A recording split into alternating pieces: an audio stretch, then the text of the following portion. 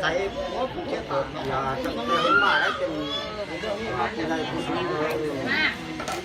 หมอกล่องนี่ครูเขาไว้ท่านไหนหมอกไก่กว่านี้หายกว่านี้ดีกว่าเขา เด็กพวก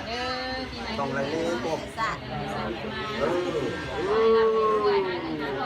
คอนอยู่ตลาดก็ได้ไก่มากเลยวันนี้เนี่ยอ้าวเขาว่าท่านนี้ไหมไปมาตัวละดิเมื่อก่อนนั้นเป็นคนไม่ทำย้ำต้องดูของเต้า เนี่ยเราเพิ่งแหกไปเล่าตีไก่ไก่ไอ้มันนั้นนั่นนะจะสันโลในไก่นี่ด่านก็ไม่ได้ 3 ด่านไหน4 ด่านเนี่ยจะไปถึงแง่เอาได้พวกคนเลยยูผู้ไฟค่ะ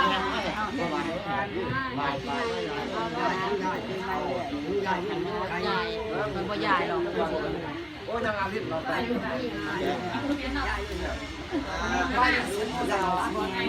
บ่ได้แก่ๆๆๆ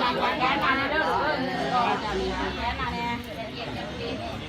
ไก่ตั้งแค่นั้นด้วยพ่ออยู่กันยังไงเจ้าเปิดเจ๊ได้หรอวันนี้ไหมเปิดเจ๊สิโอ้จะสั่งมาเรียกพวงไหนดินไงยังดินหน่อยดินหน่อยไม่มีร้านเด้อ